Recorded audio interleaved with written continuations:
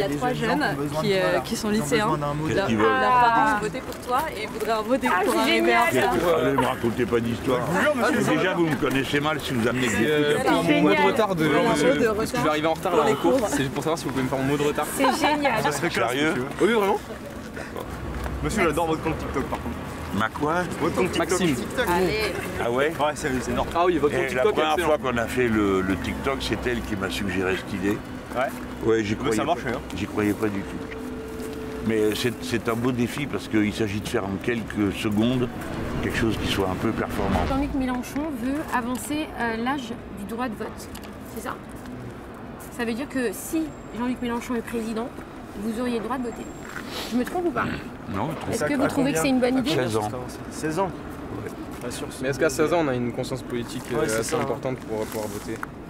Même 18, je trouve que c'est un peu jeune aussi. 16 ans, je J'ai connu, moi, à l'époque, c'était 21. Et on disait 18, vous êtes fous, c'est des gamins. 21, je pense que c'est correct. Hein. Hein? Je pense que 21, c'est pas mal. Je vais arriver à vous situer au bout d'un moment politique. C'est possible. Hein. Vous êtes incisif, vous, hein? Sûrement, oui. Je vois dans vos yeux. Non, mais... ouais, 16 ans, pourquoi? Alors, vous avez posé une bonne question, on m'a dit, est-ce qu'on est assez mûr? Par exemple, à 16 ans, vous pouvez être émancipé. Mais je pense que quand on a 16 ans, ça ne serait pas obligatoire. C'est si on a envie de le faire. Ça se voit que vous aimez les gens. Vous aimez parler avec les gens. Non, il m'énerve des fois. Ah ouais. Hyper Regardez, accessible. prenons un exemple au hasard. Cette dame avec cette casquette, Ouais. elle est agaçante, quoi. Alors on m'a dit que la presse politique, justement, c'était toujours les mêmes qui suivent chaque parti, c'est ça? C'est-à-dire que vous avez l'habitude, du coup, c'est les journalistes qui sont habitués à vous à chaque fois. Ben oui, mais moi, je suis pas habitué à eux. Je préfère que vous le notiez. Hein. Non, c'est horrible. Ils sont condamnés des fois pour plusieurs Non, mais années. par Moi, exemple, j'y LCI, suis c'est pour vous rien. pour Monsieur Mélenchon. Et c'est une autre pour Éric Zemmour, par exemple. Alors gens, donc, ça- elle a rien décidé, moi non plus. On se connaît pas et on est obligé de vivre ensemble. Alors, Vous êtes cool, en fait. Si. ça dépend des jours, des heures. vrai Monsieur Mélenchon, on a une Qu'est-ce qu'il y a question politique à vous poser quand même. Non, C'est moins drôle, ça. je fais pas de politique. Vous empêchez les gens de m'approcher, vous faites peur à tout le monde. Et moi, j'étais choquée parce que le jeune de tout à l'heure de 17 ans le connaissait à travers TikTok. Ouais. Combien il a d'abonnés sur TikTok? Plus d'1 million là. Ouais, là on a Énorme. passé les 1 million il y a quelques semaines. Énorme.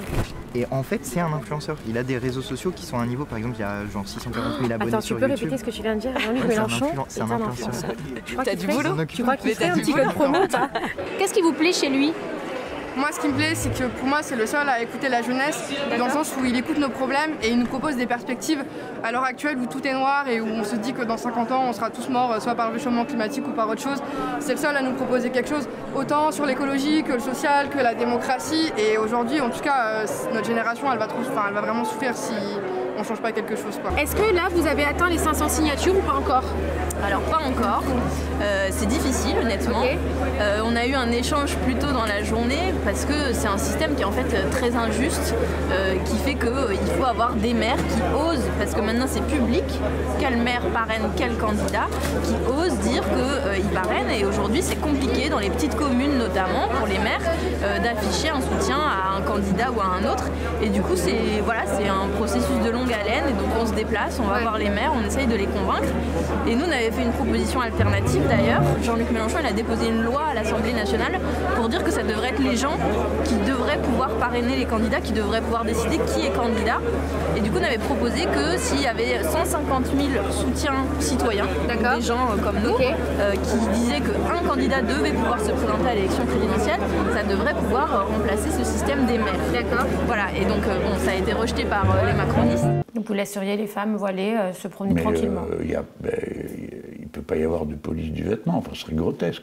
Quiconque regarderait un peu dans le détail de mon existence apercevrait que l'antisémitisme n'est pas dans mes moyens, en quelque sorte. J'ai aucune prévention religieuse, c'est sans doute ce qui me distingue de beaucoup de gens. Vous aimez les juifs autant que les musulmans? Ben, pas parce qu'ils sont juifs, mais juste parce que c'est des personnes, et ceux que j'aime, je les aime, ceux que je déteste, je les déteste, et je me fiche bien qu'ils soient juifs dans l'un et l'autre cas, ou les musulmans, ou les catholiques. Au-delà de 12 millions de l'héritage, hein, c'est quand même, ça laisse des beaux restes, hein, c'est 8 siècles de SMIC, ça laisse.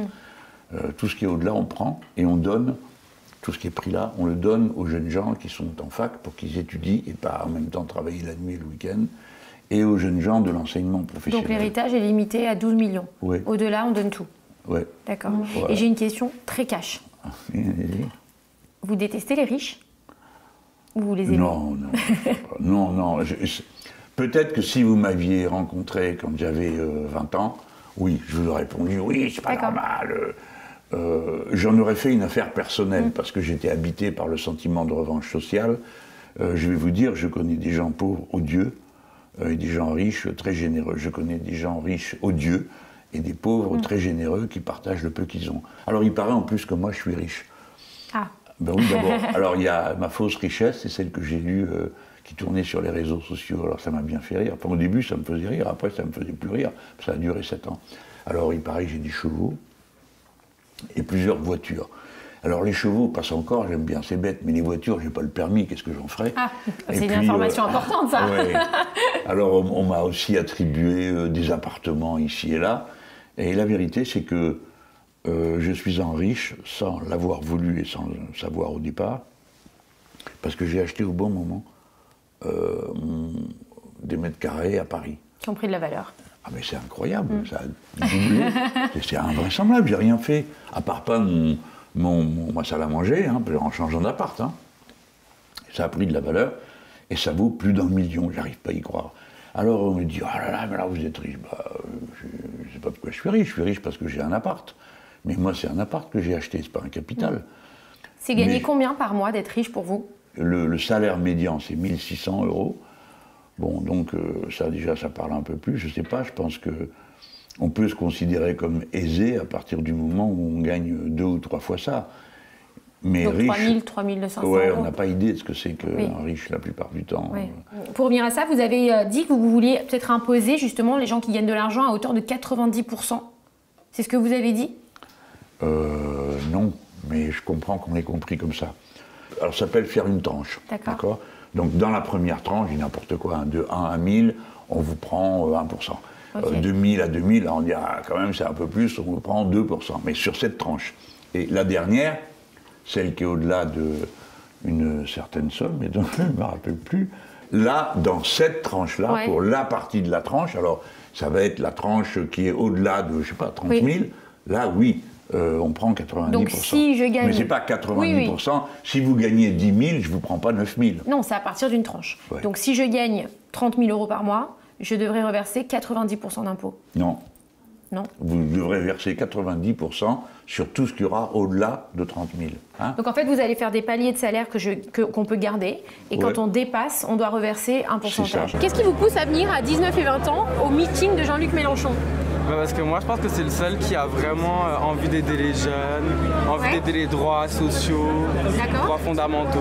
C'est quoi les droits sociaux et les droits fondamentaux? On a bien vu là avec le Covid, etc., toutes les répercussions que ça avait notamment sur les étudiants. Bien sûr. On a été gravement impactés et c'est le seul qui prend en considération le bien-être des jeunes, les mêmes droits, l'égalité des droits. Tu te sens écouté? Ouais, quand même. Ouais. Et puis avec la montée des extrêmes droites, on a un peu peur aussi. D'accord. Est-ce que c'est la montée de l'extrême droite qui te pousse aussi peut-être à aller sur l'extrême gauche? Bah oui, parce qu'on préfère que ce soit la gauche qui passe que la droite quand même. D'accord. Ok. Et sur quoi tu es le plus d'accord avec Jean-Luc Mélenchon? C'est quoi le truc qui fait que tu t'es dit c'est lui, j'ai envie d'aller le soutenir et... Les minimums de revenus pour les jeunes. Ouais. L'impact environnemental qui est pris en compte pour de vrai. D'accord. Les droits LGBT, les droits des minorités. C'est important pour toi les droits LGBT? Ouais. Parce qu'il y a d'autres candidats qui en parlent pas assez, tu penses que... Il y a d'autres candidats qui veulent les restreindre, donc d'accord. Ouais. Qu'est-ce qui vous plaît dans son discours? Alors moi, c'est sa lutte contre le racisme et les discriminations. D'accord. Et aussi pour les inégalités hommes-femmes. D'accord. C'est surtout pour ça en fait. J'ai entendu des gens qui me disent que Jean-Luc Mélenchon n'est pas très fan de la police d'aujourd'hui justement. Tu trouves qu'elle n'est pas à la hauteur, la police d'aujourd'hui? En fait, il y a beaucoup de bavures quoi. Il y a beaucoup de bavures, je trouve, et il a un discours correct. Il a pas, parce que j'entends aussi dire qu'il a un discours anti-police, c'est faux, il dit juste des faits qui sont là depuis de nombreuses années, et c'est le seul qui le dit ouvertement. Moi, je trouve qu'il a un discours tout à fait correct. Il parle de désarmer la police, peut-être? Moi, je pense que c'est une bonne idée, parce qu'on aurait peut-être moins peur Moins peur? Moins peur. Si la police n'était pas armée? Oui. Et si par exemple on se faisait agresser, le fait que la police soit pas armée par exemple, t'as pas peur de ça? Non. D'accord. Moi personnellement je suis venue ici parce que j'aime bien les idées qu'il propose. J'aime bien aussi sa manière de défendre les musulmans. Parce que c'est un des seuls qui se met un petit peu dans le mal pour essayer de nous défendre. Donc ça je trouve ça bien, donc c'est un peu pour ça que je viens. Tu penses que c'est Jean-Luc Mélenchon qui t'a apporté le plus de réconfort et qui essaye de... On est largement plus représenté par Jean-Luc Mélenchon dans sa manière de parler, dans sa manière de penser aussi. Parce que aujourd'hui, avec le régime d'Emmanuel Macron, il y a énormément, j'ai l'impression, il se concentre énormément sur la loi, sur le séparatisme, etc. Alors qu'il y a d'autres problèmes à traiter, notamment avec la crise du Covid-19 qu'il faut traiter d'abord, plutôt que la cause des musulmans qui accusent d'être extrémistes alors que c'est absolument pas la majorité. Moi-même je suis ici dans un meeting pour Jean-Luc Mélenchon, donc je représente un peu... Tu penses que les autres passent en priorité les choses qui ne sont pas prioritaires, c'est ça? Oui, voilà, exactement. Enfin voilà, Éric Zemmour, on l'entend énormément sur son programme sur l'immigration, les musulmans, etc. Je trouve ça un peu trop excessif même, sachant qu'il y a d'autres problèmes à traiter qui sont beaucoup plus importants et c'est un peu trop bancal des fois certains sujets qu'il traite. Pour ou contre sanctionner les parents de délinquants? Contre. Pour ou contre le pass vaccinal? Contre. Pour ou contre le cannabis, la légalisation du cannabis? Pour. Pour ou contre l'euthanasie? Pour. Pour ou contre réduire la consommation de viande dans les cantines? Pour. J'ai une autre question. Est-ce que vous seriez favorable à un ministère des réseaux sociaux pour protéger et réglementer le monde des réseaux sociaux? Comme je me méfierais de ça. Un ministère, c'est beaucoup, hein.